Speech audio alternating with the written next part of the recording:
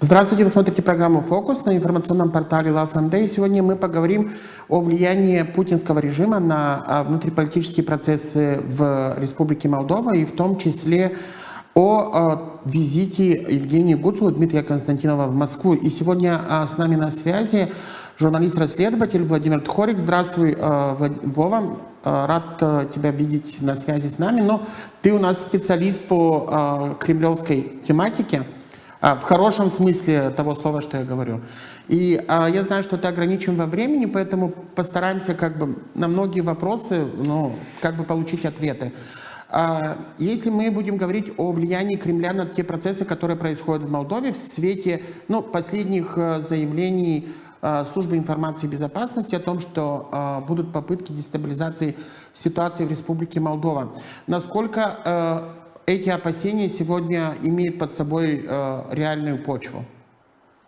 То, что нынешняя власть России при помощи своих спецслужб пытается управлять политическими процессами в Молдове, мы писали еще 4 года назад, это не новость. Поэтому спецслужбы молдавские еще раз переподтвердили давно известную тенденцию, что оставлять в покое Молдову и двигаться ей спокойно в сторону Евросоюза или куда там еще выберет этой осенью народ, Россия не намерена. Нынешний режим, который правит Россией, не намерен и будет всеми способами при помощи своих марионеток политических пытаться влиять на политические процессы в Молдове.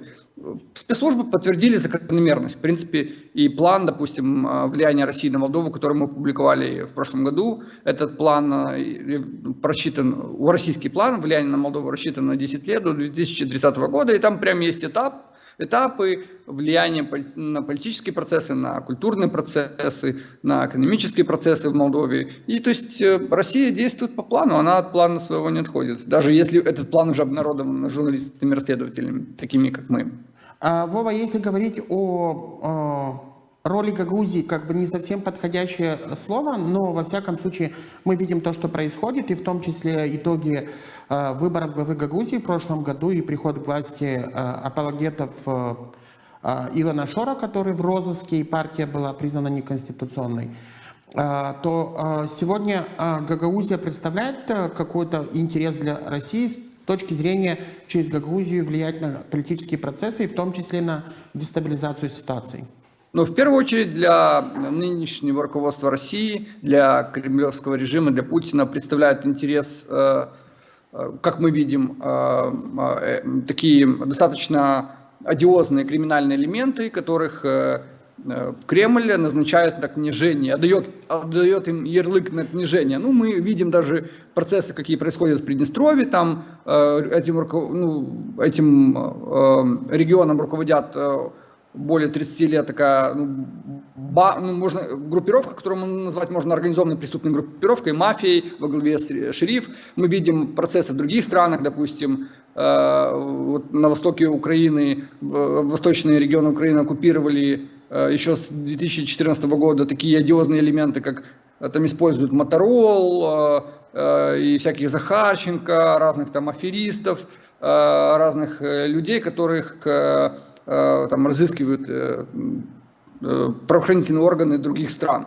В Молдове не исключение. О модус операнди, то есть принцип действия у России и влияния на постсоветские страны одинаков, и в Молдове услугами, то есть Россия пользуется услугами также организованных преступных группировок, там, в их числе известный криминальный авторитет, допустим, Кармалак. В чем отличие Кармалака, допустим, от Гуцул, на ваш взгляд?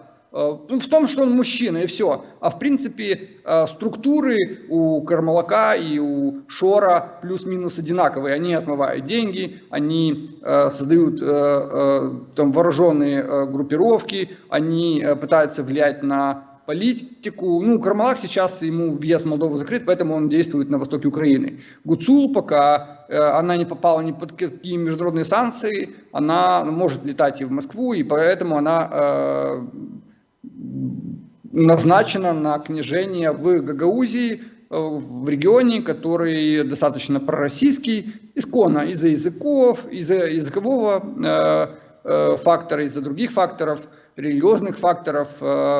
Консервативный регион, поэтому ничего удивительного в том, что используют такую гуцул. Не было бы гуцул, назначили бы кого-то другого. Мы рассказывали о том, что в Кремле, допустим, готовили предвыборные спичи кандидатам в Башканы Гагаузии, когда Ирина Влах, бывшая Башкан Гагаузии, избиралась на первый срок, ее тексты как минимум редактировались в так называемом молдавском отделе Кремля, которым тогда на тот момент руководил полковник службы внешней разведки Игорь Маслов. То есть, и когда мы рассказываем о том, что, смотрите, спецслужбы другой страны, России, а в данном случае страны-агрессора, ведут политическую деятельность, можно сказать, под ключ молдавских политиков, в Молдове особых уголовных дел не возбуждается. Поэтому то, что Гуцул поехала к военному преступнику Путину за трансфером влияния,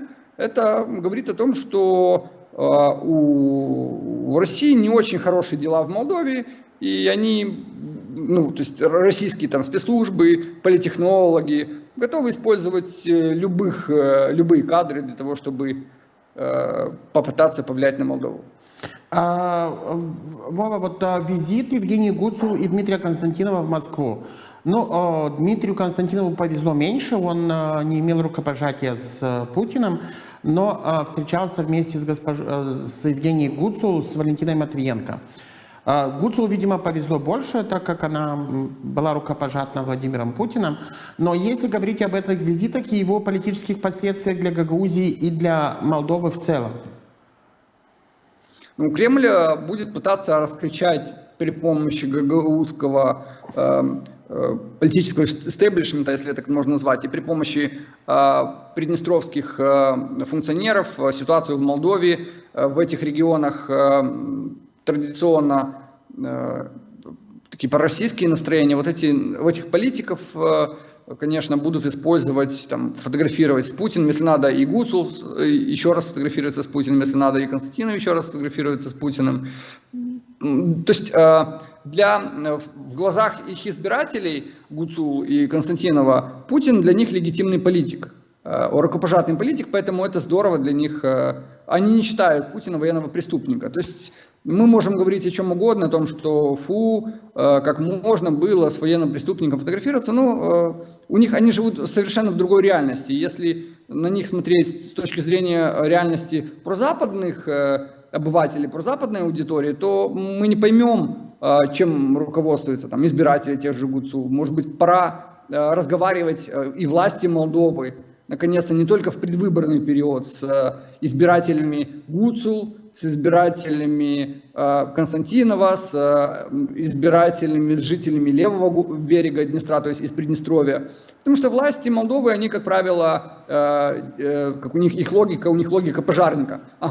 Создалась какая-то проблема, есть какие-то сепаратистские настроения, давайте-ка разговорим на языке, понятном этим избирателям, или в периоды референдумов, я думаю, очень многие политики молдавские, которые из Кишинева никогда не говорили на русском, вдруг заговорят на русском и будут читать стихи Пушкина, я не удивлюсь. То есть сегодня, да, конечно, когда совершается такая военная агрессия России против Украины, и как русский язык, он ассоциирован с языком агрессора, но тем не менее, поэтому молдавские политики не очень охотно говорят на русском языке, но нужно понимать, отделять, то есть русский язык не принадлежит России, и пора и молдавским политикам из центральной власти, из Кишинева, на мой взгляд, начинать общаться с избирателями на понятном им языке, пока они не успели выучить язык государственный. Вот, сегодня были заявления представителя Министерства внутренних дел по поводу того, что более внимательно будут изучать передвижение ряда политиков в связи с визитами в Москву Гуцул и Константинова. На твой взгляд, и исходя из твоего журналистского расследовательского опыта, потому что заявление было такое, больше, если сказать в кавычках, по сути ни о чем, потому что одновременно вроде бы МВД следит, в то же время представитель говорит о том, что особых инструментов для того, чтобы там какие-то дела заводить, нет. То есть тогда зачем нужны эти заявления, если нет каких-то инструментов и законных средств для того, чтобы, как минимум, ограничивать такие поездки в связи с определенным политическим контекстом, и в том числе с внешнеполитическим курсом Республики Молдова? Мне неизвестно, чем руководствуется молдавская полиция, делает такие заявления, давая какие-то обещания. Я не могу заговорить за полицию. Но я думаю, что касается, в принципе, ограничений передвижения таких политиков, которые встречаются с Путиным, есть международные инструменты давления. Допустим, есть санкции. До сих пор ни одного союзника Кремля в Молдове Запад не включил в санкционные списки. То есть допустим, никого из приднестровского руководства не включили в санкционные списки, ни Киев, ни Кишинев. Кишинев уже начал включать представителей организованной преступности по принципу криминальному, да, то есть ты участвовал в краже миллиарда, попади в список, если ты в компании, допустим, в окружении был Плохотнюка или Шора, будь добр, попади под санкции. Вот еще по такому принципу включают, по коррупционному, но по геополитическому пока не включают. Но в принципе, если Гаагский трибунал признал Путина международным преступником, и с этим международным преступником в открытую встречается другой политик, то, вероятно, для западной правоохранительной системы эти политики могут стать невизными, скорее всего. Я думаю, судьбу Гуцул и других, которые ездят к Путину на встречи, может ожидать судьба Плохотнюка и Шора, где им будут блокировать счета во многих западных странах. Что касается результатов выборов главы Гагаузии, те обвинения и в том числе те выбросы в информационное пространство, видеозаписи о подкупах избирателей, каких-то денежных оборота незаконных денег, в том числе ты в начале нашего интервью говорил о том, что сегодня есть схемы по тому, что ввозятся в страну нелегальные финансовые средства, которые затрачиваются в том числе на подкуп избирателей, что и было в Гагаузии. Почему в Молдове этому не противостоят? И такое ощущение, как будто Молдова очень какая-то большая страна, и всегда остается много вопросов. Почему власти не могут пресечь все эти моменты при нынешних возможностях цифровизации, информационных технологий, потому что любые деньги оставляют след. И мы понимаем, что проследить ввоз этих денег не такая уж большая проблема в современных условиях. Исходя из нашего опыта изучения организованной преступности, можно сделать вывод, что любые новшества в цифровом передвижении денег, в крипте, в мире, вообще в ноу-хау, эти все новшества быстрее приобретаются организованной преступностью, нежели правоохранительными органами. То есть организованная преступность, у нее большие обороты денег, и, соответственно, у нее большие мощности по камуфлированию своих преступлений, своих следов денег. Поэтому ответ может быть, почему молдавские власти, молдавские правоохранительные органы неэффективно расследуют финансирование. Возможно, потому что различные преступные группировки эффективнее, чем государство, используют какие-то нововведения, лазейки цифровые по камуфлированию своих преступно добытых средств. Одно из объяснений, не самых логичных. По твоему мнению, встречи с Константиновым и Гуцул, которые явно не могут влиять на политические процессы в Республике Молдова, ограничиваясь Гагаузией, и, в общем-то, пытаясь как-то шантажировать через Гагаузию республиканские власти, и отсутствие сегодня явного фаворита, допустим, Кремля на президентских выборах. С чем ты это связываешь? Что именно? Ну, потому что Гуцул и Константинов явно не кандидаты на президентских выборах. И притом Кремль встречается с ними, но сегодня в Молдове мы не видим конкретно какого-то персонажа, который, ну, определен Кремлем или помазан, скажем так, пусть меня извинят наша аудитория за такой термин, но, допустим, на будущие выборы президента. Ну, возможно, Гуцул Константинова готовят как один из вариантов на парламентские выборы. Возможно, эти политики нужны для того, чтобы дестабилизировать ситуацию в Молдове через гагаузский регион. Мы не знаем, какие планы у Кремля на Молдову, как она пытается, через какой троянский конь будет использован для того, чтобы дестабилизировать ситуацию в стране. Это может быть Приднестровский регион, мы говорили о том, да, особенно после съезда депутатов в Приднестровье, что это, возможно, в скором времени какая-то сумятица в молдавской политической жизни из-за Приднестровья, поскольку вот был съезд депутатов, на котором они призвали Россию повлиять, оказать давление на Молдову. Также, то есть мы видим из контекста встречи Гуцул с Путиным в том, что она просит Путина также оказать давление на Кишинев, на конституционные власти Молдовы, чтобы что? То есть и как это давление может быть оказано? Это может быть военное давление, это может быть что? Экономическое давление, какое давление это может быть? То есть такая коалиция интересно вырисовывается гагаузских политиков и приднестровских властей. То есть это прям так, как будто по нотам все разыграно и в череде какого-то сценария. То есть не исключено, что ситуация может накаляться и пойти по более драматическому пути. Есть даже версии, что там Россия может разморозить приднестровский конфликт. Мы не знаем, что на уме у Кремля, но мы видим, что от Кремля можно, от нынешней власти России можно ждать всего угодно, любых сценариев, самых безумных, как мы видим по двухгодичной войне в Украине. Если говорить о каких-то возможных последствиях для Дмитрия Константинова и Евгения Гуцул после визита и встречи с российским руководством, они возможны или официальные власти в Кишиневе просто примут такую позицию наблюдения? Я не знаю, что может предпринять Кишинев в отношении этих двух политиков, которые встречались с руководством страны-агрессора. Но наверняка в отношении этих политиков будут на Западе какие-то приняты меры, в смысле там их включат какие-то санкционные списки, они не смогут летать, возможно, на Запад, ограничат передвижение. Ну что еще возможно в условиях вот этих торговых санкционных войн еще, вот, возможно, все применят со стороны Запада давление. И дальше Камрата и Кишинев, возможно, эти политики в ближайшие годы не смогут выиграть.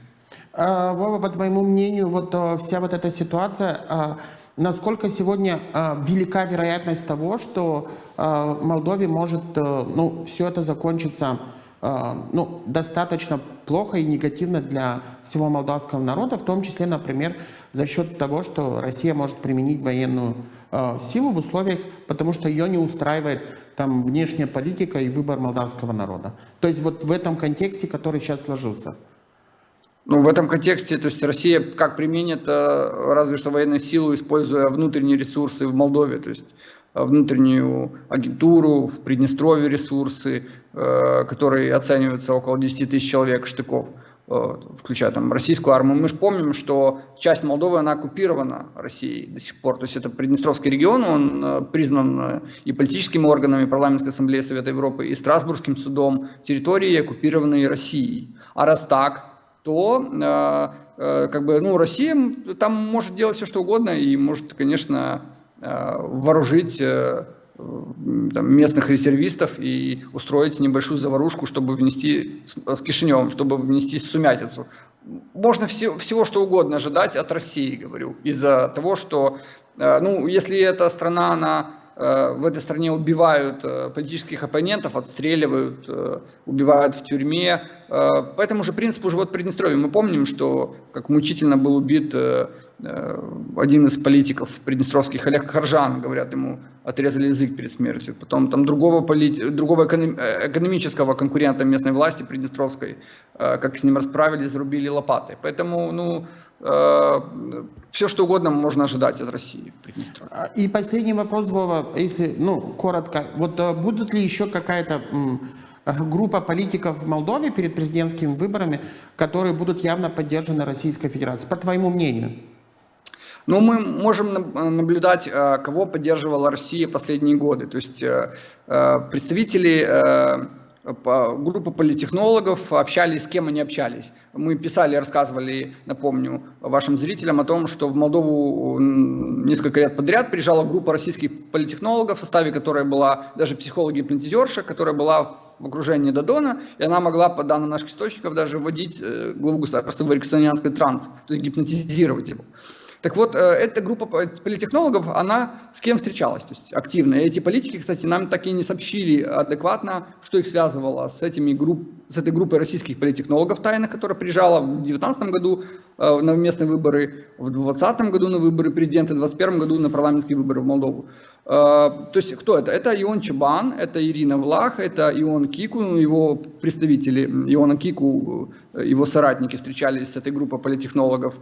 Это Игорь Додон, и, возможно, я не знаю, возможно... Илон Шор, в окружении Илона Шора также работала группа политтехнологов. Правда, пока Илон Шор не признал официально это, мы задавали ему вопрос еще несколько лет назад. Но, то есть, вот основной такой список людей, которых Россия, возможно, будет использовать на и президентских выборах, и против референдума, и потом на выборах в парламент. Платят им, либо они это по доброте душевной участвуют на стороне России, оправдывают российскую агрессию и замалчивают российскую агрессию. Там есть разные варианты, кто-то оправдывает, а кто-то просто замалчивает и называет войну не войной, а каким-то событием на Украине. Да? Мы не знаем, но мы знаем по Додону, допустим, что из России ему платили на его НПО, Молдо-Российский деловой союз, ему зарплату даже назначили были в 2022 году на уровне 200 тысяч леев, может быть чуть меньше.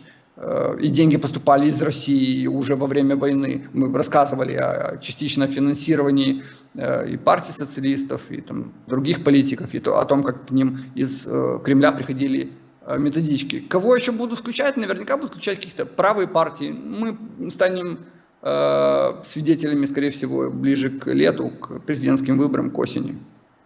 Вова, я благодарю тебя за сегодняшнее интервью. Напомню, что сегодня на связи с нашей студией был журналист-расследователь Владимир Тхорик. Мы говорили сегодня о влиянии Кремля на политические процессы в Молдове и в том числе, к чему может привести визит Евгении Гуцул и Дмитрия Константинова в Российскую Федерацию и как это может отразиться на ситуации в Республике Молдова. Не забывайте подписываться на наши платформы в социальных сетях и оставайтесь с LoveMD.